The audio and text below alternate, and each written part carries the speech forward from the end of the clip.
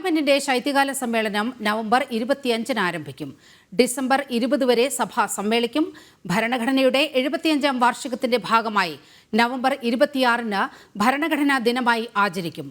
വഖഫ് ഭേദഗതി ബില്ലും ഒരു രാജ്യം ഒരു തെരഞ്ഞെടുപ്പ് ഭരണഘടനാ ഭേദഗതി ബില്ലും സഭയിൽ അവതരിപ്പിക്കും.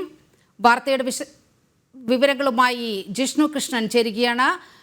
ജിഷ്ണു, ഈ പാർലമെന്റ് സമ്മേളനം അങ്ങേയറ്റം ശ്രദ്ധാപൂർവം രാജ്യം വീക്ഷിക്കുന്ന ഒന്നാണ്. ഈ പാർലമെന്റ് സമ്മേളനത്തിലെ അജണ്ടകൾ എന്തെല്ലാമായിരിക്കും?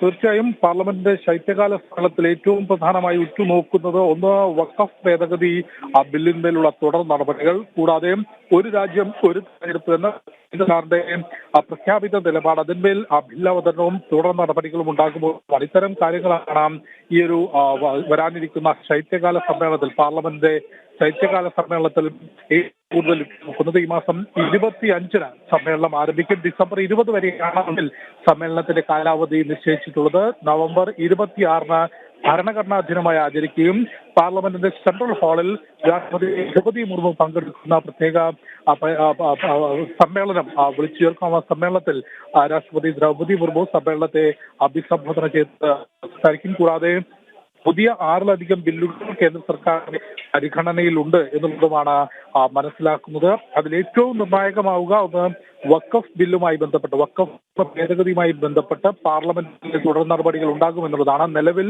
ലോക്സഭയിൽ ബില്ല് അവതരിപ്പിക്കുകയും അത് പാർലമെന്റിന്റെ സംയുക്ത സമിതിക്ക് ായിരുന്നു. പാർലമെന്റിന്റെ സംയുക്ത സമിതിയും ഈ ശൈത്യകാല സമ്മേളനത്തിൽ തന്നെ സമിതിയുടെ ശുപാർശകളും റിപ്പോർട്ടുകളും സമർപ്പിക്കും എന്നുള്ളത് സംയുക്ത പാർലമെന്ററി കമ്മിറ്റിയുടെ ചെയർമാൻ ജഗദാംബിക പാൽ നേരത്തെ തന്നെ വ്യക്തമാക്കിയിരുന്നു. കമ്മിറ്റി വിവിധ സ്ഥലങ്ങളിൽ സന്ദർശിച്ചുകൊണ്ട് നേരിട്ട് സന്ദർശനം നടത്തി വിവരശേഖരണം നടത്തിയാണ് അതിന്റെ റിപ്പോർട്ട് തയ്യാറാക്കുന്നത്. 21-ാം തീയതി ഡൽഹിയിൽ പാർലമെന്റ് സംയുക്ത സമിതിയുടെ യോഗം ചേരുന്നുണ്ട്. അതിനുശേഷമായിരിക്കും ഈ പാർലമെന്റിൽ ാനുള്ള റിപ്പോർട്ടിന് അന്തിമ രൂപം നൽകുക. ഏതായാലും ഏറ്റവും നിരന്തരം സൂചിപ്പിച്ചതുപോലെ വഖഫ് നിയമ ഭേദഗതിയിന്മേലുള്ള തുടർ നടപടിയും ഒരു രാജ്യം ഒരു തെരഞ്ഞെടുപ്പ് വിഷയത്തിൽ കേന്ദ്ര സർക്കാരിന്റെ ഭാഗത്തു നിന്നുള്ള ബിൽ അവതരണവുമായിരിക്കും.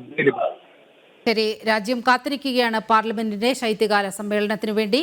25 മുതൽ ശൈത്യകാല സമ്മേളനം ആരംഭിക്കുകയാണ്. ഡിസംബർ 20 വരെയാണ് പാർലമെന്റ് സമ്മേളനം ചേരുക.